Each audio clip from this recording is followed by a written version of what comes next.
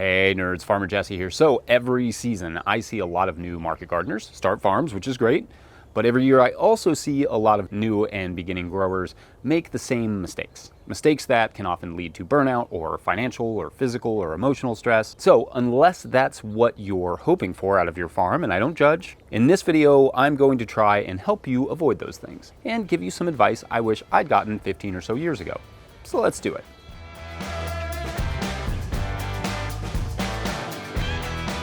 Okay, so throughout this video, I'm going to intersplice technical farming mistakes with bigger picture mistakes, though I should say that not one of these mistakes is necessarily more common or more harmful than the next. That said, I do want to start with one that is arguably the biggest mistake folks make when starting a farm, and note that I made it too. That is not fully thinking of your farm like a business. I don't aim to kill any idealistic or romantic visions you have of farming, but a farm at its core is nothing more than another small business. Full stop. In fact, that's something that a lot of small business owners run into. People who start record shops, for instance, generally love records. They love the idea that they could talk about music and play records all day long, professionally, for a living.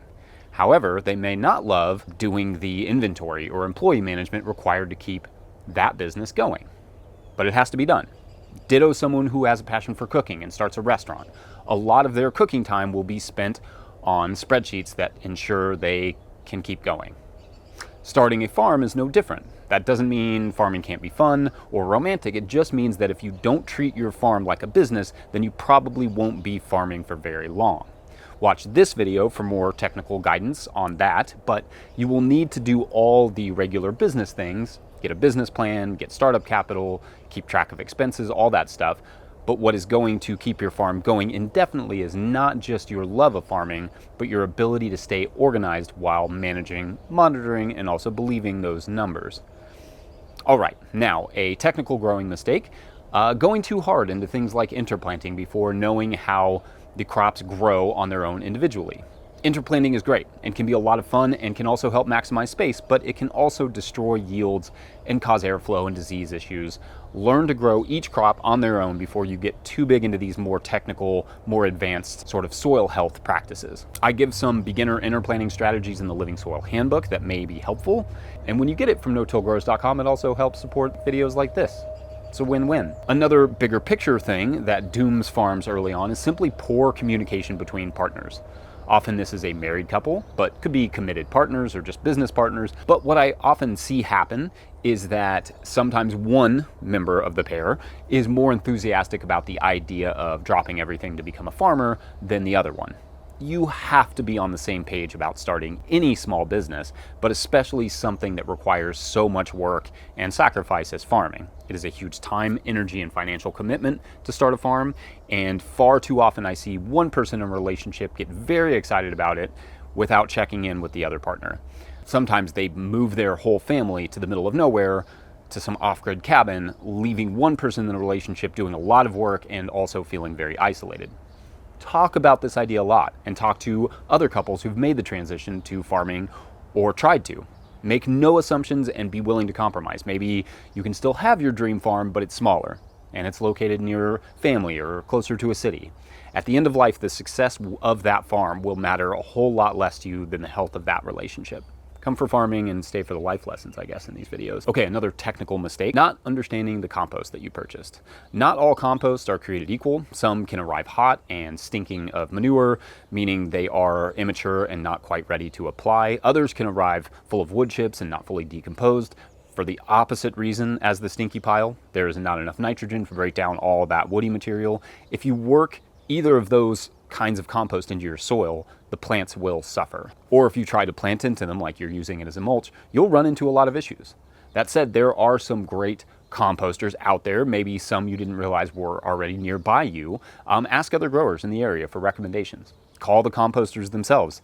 Ask them what they do to mitigate herbicide contamination. See how nerdy they'll get with you about soil biology. And watch any of the mini videos we've done on composting. Just, don't assume because it's called compost that it is, well, actually compost. Another bigger picture mistake I see a lot of new farms make is that they're too dependent on immediate returns. Like you spend all of your money getting the dream farm started, but the bills don't seem to care that you're out of money. Farms are not like other industries where you can buy a widget, modify the widget, and then sell it immediately. Most things in farming take several months to grow. Microgreens are perhaps the exception to that, but even they take a few weeks. There is no shame in keeping a second job while you establish infrastructure and growing space, or just throughout the life of your farm. Doesn't really matter. There's way too much stigma around that. Sometimes it's a nice relief to do something else that isn't farming and to take off that financial pressure. But it can take 6 months or a year or so before a farm really starts to generate revenue.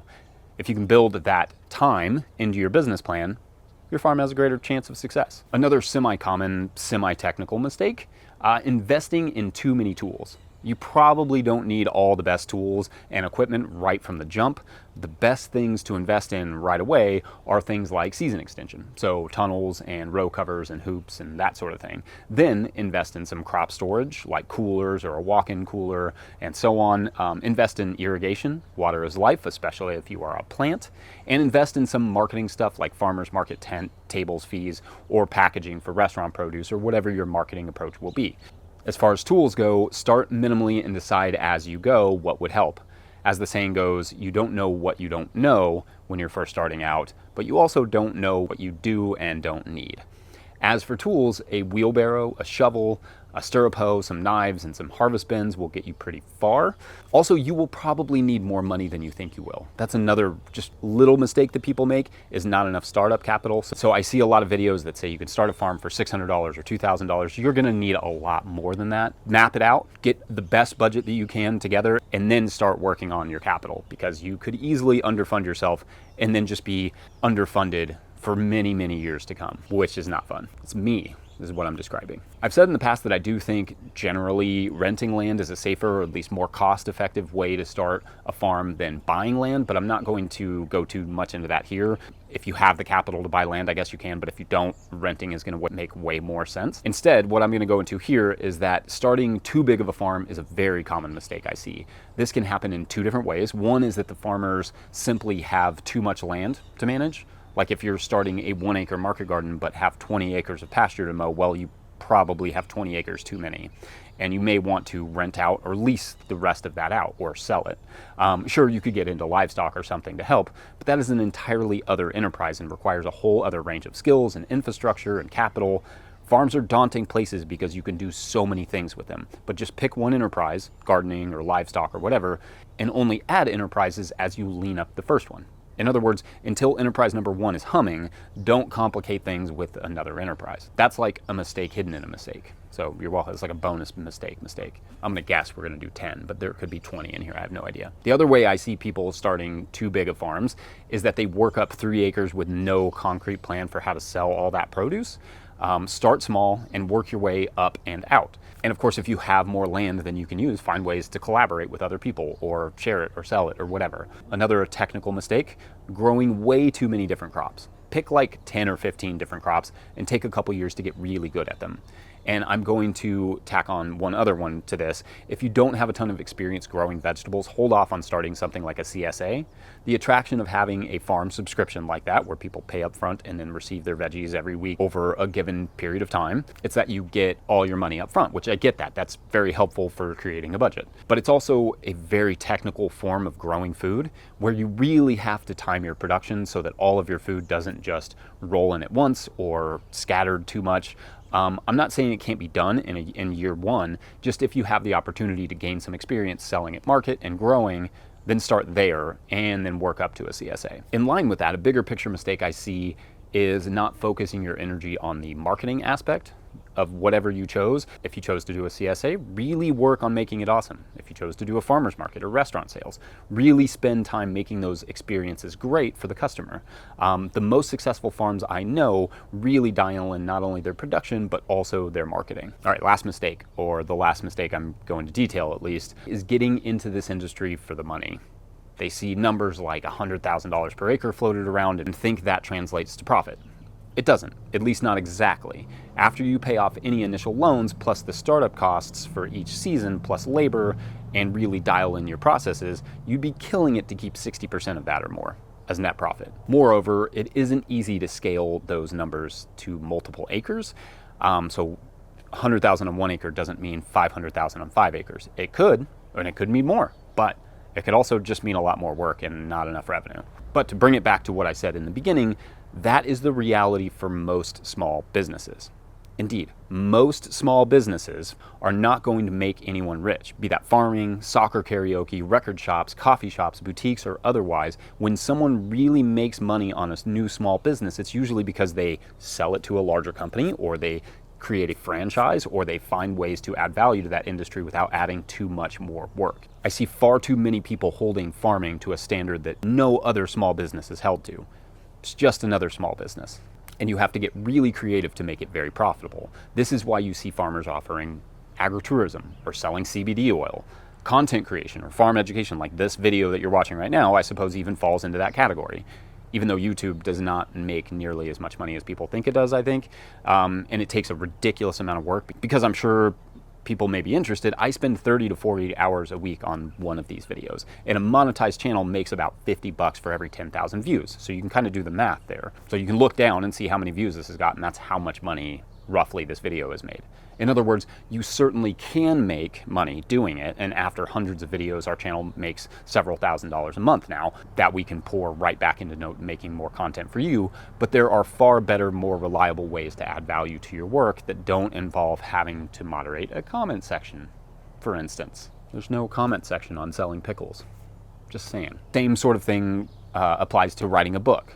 A good book royalty is $1 to $2 per book sold. And most technical farm books are not going to sell over 1,000 or 2,000 copies. So you're going to put in about 1,000 hours of labor in writing it to probably not even recoup your advance, which itself is going to be $5,000 or less.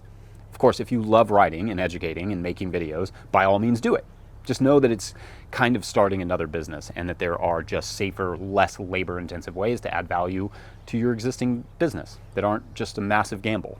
Anyway, let me know what mistakes you see young growers make, or what questions you have. And you can always hit up our forum at no-tillgrowers.com and ask questions there, and other growers like myself and others will help answer them. Pick up a copy of the Living Soil Handbook from no-tillgrowers.com, or a hat or other merch. To support these videos, consider joining our Patreon page to sustain our work on a monthly basis, or just hit that super thanks button. That works too. Otherwise, like this video if you like this video. If you are not subscribed to the channel, make sure to hit the subscribe button. And if you are subscribed, you're awesome. Thanks for watching. We'll see you later. Bye.